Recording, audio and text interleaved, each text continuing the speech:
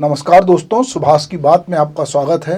देश में उपराष्ट्रपति का चुनाव हो रहा है, पर चर्चा सलवा जुडुम की हो रही है। सलवा जुडुम का नाम आता है तो बस्तर का नाम आता है, और बस्तर का नाम आता है तो नक्सलाइट मूवमेंट का नाम आता है। तो अब सवाल है कि उपराष्ट्रपति के चुनाव से सलवा जुडुम का क्या काम? वो तो बंद हो चुका है, पर इसका काम है, क्योंकि इस समय देश में जो है उपराष्ट्रपति के चुनाव की कवायद चल रही है, और चर्चा में बस्तर का जो है वो सलवा जुडुम है। क्योंकि नक्सली आंदोलन को समाप्त करने के लिए सलवा जुडुम की एक व्यवस्था बनाई गई थी, और वो सलवा जुडुम जो है बाद में वो बंद किया गया और सुप्रीम कोर्ट के आदेश से किया गया। अभी उपराष्ट्रपति जो जगदीप धनखड़ जी थे, वो उन्होंने अचानक से, चूंकि वो भाजपा के यशमैन थे और उनकी बात उन्होंने नहीं मानी होगी, तो उनको पद से इस्तीफा देना पड़ा। अभी वो कहाँ हैं, उनकी भी खोजाई जारी है, पर इस बीच में उपराष्ट्रपति का चुनाव हो रहा है। और उपराष्ट्रपति के चुनाव में जो अलग अलग दो कैंडिडेट खड़े हुए हैं, उसमें एक एनडीए की तरफ से कैंडिडेट है और दूसरे इंडिया गठबंधन की तरफ से। तो इंडिया गठबंधन की तरफ से जो उपराष्ट्रपति चुनाव 2025 के लिए सुप्रीम कोर्ट के पूर्व जज बी सुदर्शन रेड्डी को उन्होंने अपना उम्मीदवार बनाया, जिनका मुकाबला एनडीए के उम्मीदवार सीपी राधाकृष्णन से होगा। यह चुनाव 9 सितंबर 2025 को होगा, और गठबंधन ने इसे वैचारिक संघर्ष बताया है। उम्मीदवारों की घोषणा होने के बाद बीजेपी के आईटी सेल के प्रमुख अमित मालवी और उनके समर्थकों ने 2011 के सलवा जुडुम का जो फैसला सुप्रीम कोर्ट के जज रहे रेड्डी जी ने दिया था, तो उनको नक्सल समर्थक बताया और देश विरोधी बताया। ये आरोप सोशल मीडिया पे तेजी से फैला, जिसकी अब हम सोचते हैं कि पड़ताल की जाए। तो सबसे पहले बात सलवा जुडुम की। सलवा जुडुम क्या है? सलवा जुडुम को यदि हम गोंडी भाषा में, बस्तर में जो गोंडी बोली जाती है, उसमें उसको कहते हैं तो शांति का कारवा। छत्तीसगढ़ के बस्तर और दंतेवाड़ा क्षेत्र में 2005 में शुरू हुआ नक्सल विरोधी आंदोलन था। इसे कांग्रेस नेता महेंद्र कर्मा ने शुरू किया था, और तत्कालीन भाजपा सरकार, जिसमें डॉक्टर रमन सिंह की सरकार, उसने इसको समर्थन किया था। इसका उद्देश्य आदिवासियों को संगठित कर माओवादी नक्सलियों के खिलाफ जन आंदोलन चलाना था। सलवा जुडुम के अंतर्गत आदिवासी युवाओं को विशेष पुलिस अधिकारी एसपीओ के रूप में भर्ती किया गया, जिन्हें 3 महीने का प्रशिक्षण और 3000 रुपये मासिक वेतन देकर हथियार सौंपे गए। सलवा जुडुम को नक्सलियों के खिलाफ प्रभावी माना गया, लेकिन इसने जल्द ही एक विवाद खड़ा होने लगा। सलवा जुडुम से जुड़े लोग, जिसमें तत्कालीन भाजपा सरकार और महेंद्र कर्मा के समर्थक थे, उनका दावा था कि सलवा जुडुम ने नक्सलियों का प्रभाव कम किया और बस्तर में सड़क, स्कूल, खनन जैसे विकास कार्यों को बढ़ावा दिया है।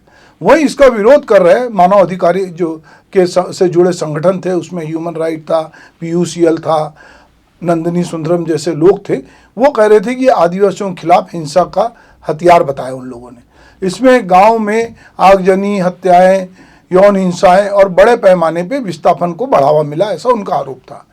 उनका कहना था कि इसमें 600 से अधिक गांव खाली कराए गए, 56,000 आदिवासियों को राहत शिविर में भेजा गया, जहां भोजन, स्वच्छता और स्वास्थ्य की सुविधाओं की कमी थी।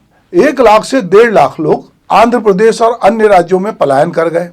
सलवा जुडुम के दौरान 2006 से 2010 के बीच में जो है नक्सलियों के से संघर्ष हुआ और कई लोग मारे गए। पीयूसीएल की रिपोर्ट के अनुसार 540 हत्याएं और 99 बलात्कार के मामले दर्ज हुए। अगर हम पीयूसीएल की रिपोर्ट की बात करें तो उनके अनुसार 540 हत्याएं और 99 बलात्कार के मामले दर्ज हुए। सुकमा के कोंडा सावली में 95 घर जलाए गए, और तालमेटरा में 2011 में 300 घर नष्ट हुए। सलवा जुडुम से जुड़े एसपीओज जो हैं, वो यौन हिंसा और बलात्कार का उन पर आरोप लगा। नाबालिगों को एसपीओ के रूप में भर्ती कराया जाना, अंतर्राष्ट्रीय जो मानव अधिकार के मानक थे, उन लोगों ने कहा कि यह इसका उल्लंघन है। सलवा जुडुम अभियान जो है नक्सलवाद को खत्म करने में असफल रहा। उल्टा आदिवासियों में डर और अविश्वास जो है वो नक्सलियों के प्रति सहानुभूति बढ़ गई।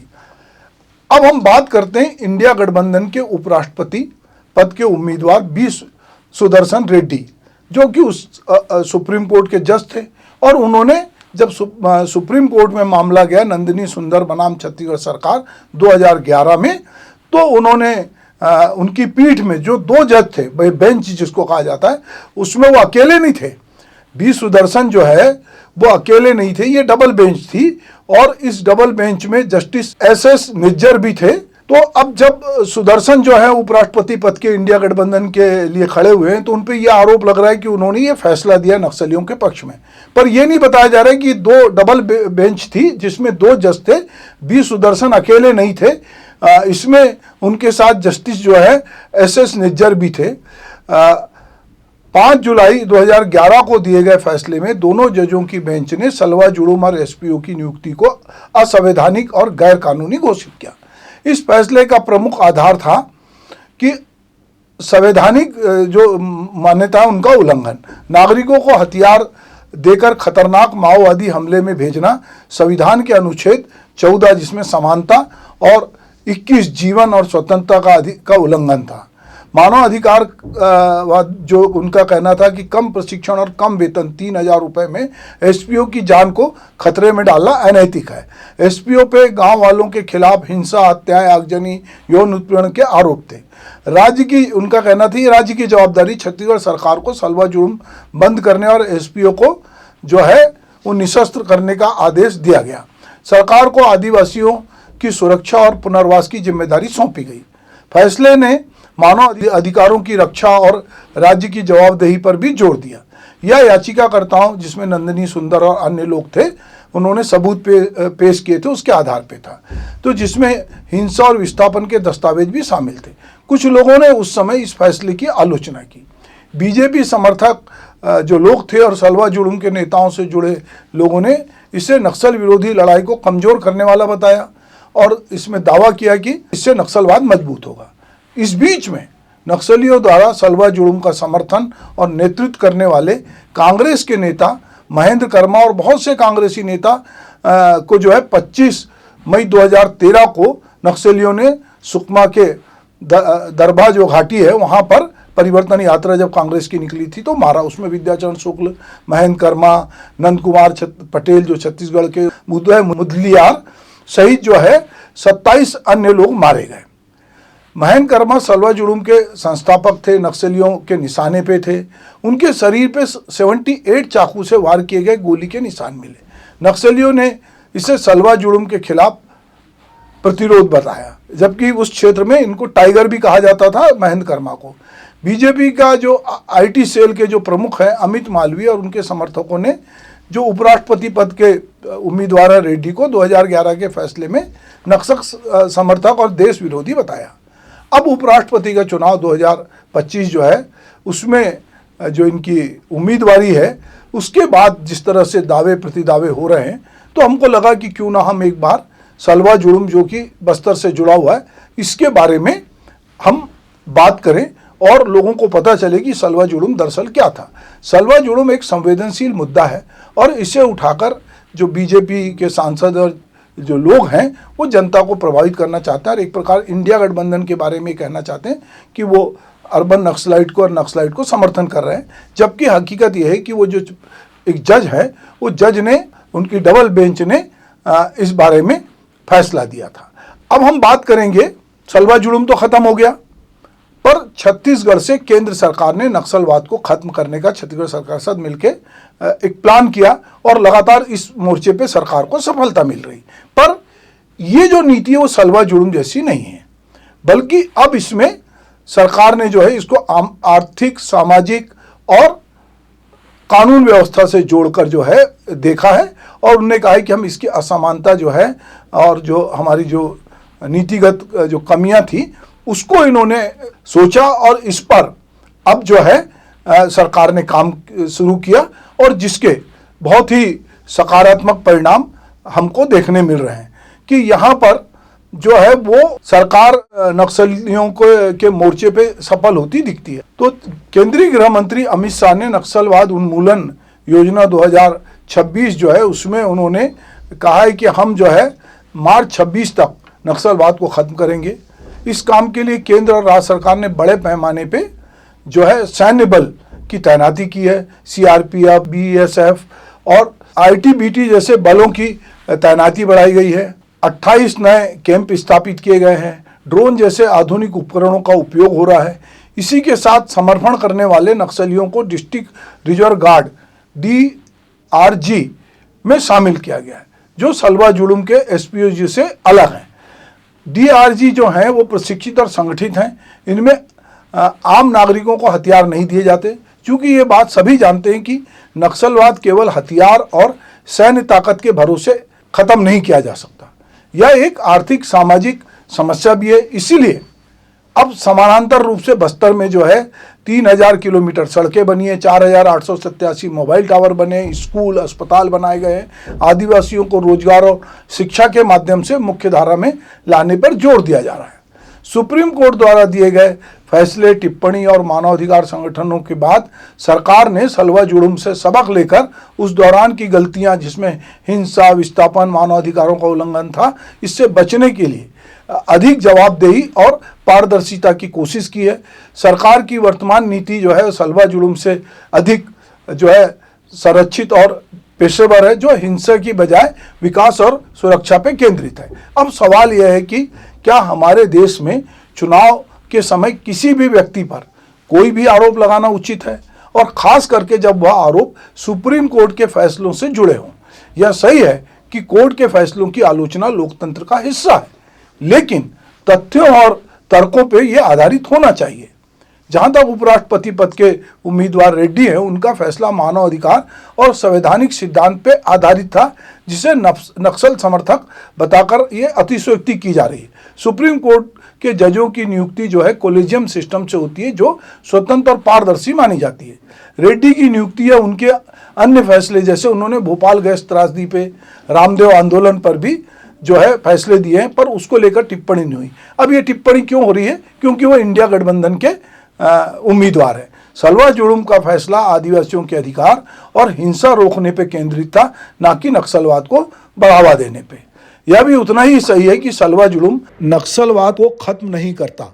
इससे आदिवासियों में डर और नक्सलियों के प्रति सहानुभूति बढ़ी, जिससे समस्या और जटिल हुई। सलवा जुलूम की समाप्ति के बाद भी नक्सलवाद बना रहा, लेकिन ये मामला जो असमानता थी, आर्थिक असमानता, भूमि विवाद, विकास, ये बहुत सारे मामले थे जो पूर्ववर्ती सरकार और खास कहें कि अभी जो विष्णुदेव साय की सरकार है, उसने इस पर बड़ा फैसला लिया।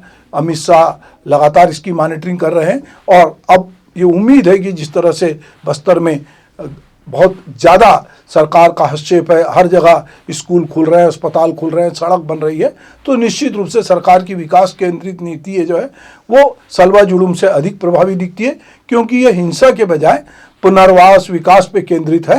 तो बी सुदर्शन रेड्डी का 2011 में सलवा जुलूम का फैसला संवैधानिक और मानव अधिकारों पर आधारित था, ना कि वो नक्सलवादियों के समर्थन में था। तो इस तरह की बात, चूंकि उपराष्ट्रपति के चुनाव के दौरान सलवा जुलूम का जिक्र हुआ, तो हमको लगा कि क्यों ना हम इस पर बात करें, और इस बहाने हम हमारे छत्तीसगढ़ में जो नक्सलाइट मूवमेंट है उसमें क्या कुछ हो रहा है इसके बारे में जानें, और ये जो वर्तमान सरकार है वो क्या कर रही है, और किस तरह से नक्सली आंदोलन को जो है वो तोड़ा जा रहा है, किस तरह से उनके हौसले पस्त किए जा रहे हैं, और किस तरह बेहतर पुनर्वास की नीति से नक्सलवाद को खत्म करने की कोशिश है। ठीक है कि सलवा जुलूम भी एक कोशिश थी, और महन कर्मा जैसे जो उसी में शहीद हुए, उन जैसे लोगों ने इसके लिए बहुत कोशिश की, पर निश्चित रूप से किसी भी स्थिति में, किसी भी लोकतांत्रिक देश में हम किसी भी अनट्रेंड किसी भी नागरिक को हथियार नहीं दे सकते, और हम नागरिकों के जरिए नहीं कह सकते कि वो हथियार उठा ले और वो संघर्ष करने लगे। पर एक तरीका था आंदोलन का, 2005 से 2011 में चला, उसकी गलतियों से सबक लेकर सुरक्षा, विकास और सामुदायिक सहभागिता को जोड़कर वर्तमान में नक्सल आंदोलन से निपटने की कोशिश हो रही है, और बहुत हद तक ये सफल है। उपराष्ट्रपति तो बहुमत के आधार पर एनडीए के बन जाएंगे। इंडिया गठबंधन ने प्रतिरोध के स्वरूप एक सुप्रीम कोर्ट के जज को कैंडिडेट बनाया, पर हमारे यहाँ छवियाँ खराब करने का जो काम है और चुनाव के समय वो होता है, तो कहीं ना कहीं मीडिया की जवाबदारी है कि वो लोगों के सामने फैक्ट रखे। तो मैं आपसे कह रहा हूँ कि अब जो काम हो रहा है सरकार का नक्सल के लिए, तो वो निश्चित रूप से वो जो है बहुत बढ़िया काम है। और धीरे धीरे हम देख रहे हैं कि पूरे देश से जो नक्सलाइट आंदोलन है और जो प्रभावित जिले उनकी संख्या कम हो रही है। और डीआरजी जो है स्थानीय आदिवासी और जो समर्पण करने वाले नक्सलियों को जो शामिल करके उनका जो आर्थिक सामाजिक कल्याण भी हो रहा है, उनको काम पे भी रखा गया है, उनका सहयोग भी लिया जा रहा है। तो सरकार को निश्चित रूप से इसमें सफलता मिल रही है, इसमें आधुनिक तकनीक का भी इस्तेमाल किया जा रहा है। तो ये सब मिलाकर इस समय बस्तर में नक्सली आंदोलन से निपटने के लिए सरकार सक्षम है और बहुत बढ़िया प्रयास कर रही है। पर जहाँ तक कहना चाहिए कि सलवा जुड़ुम की बात है, वो एक कोशिश थी, क्योंकि हर आदमी चाहता है कि यदि हमारे यहाँ कोई समस्या है तो उसका निदान हो। कोई ज़रूरी नहीं कि वो समस्या फुल प्रूफ हो। और उपराष्ट्रपति के चुनाव में सलवा जुड़ुम का निर्णय देने वाले जज सुदर्शन रेड्डी पर इस तरह का आरोप हमको लगता है कि ये उचित नहीं है, क्योंकि ये डबल बेंच ने ये निर्णय दिया था, कोई अकेले उन्हें नहीं दिया था। और अब वो कैंडिडेट हैं तो उनके निर्णय पे सवाल उठाना और उनको एक दूसरी पार्टी से जोड़ना ये उचित नहीं होगा। नमस्कार।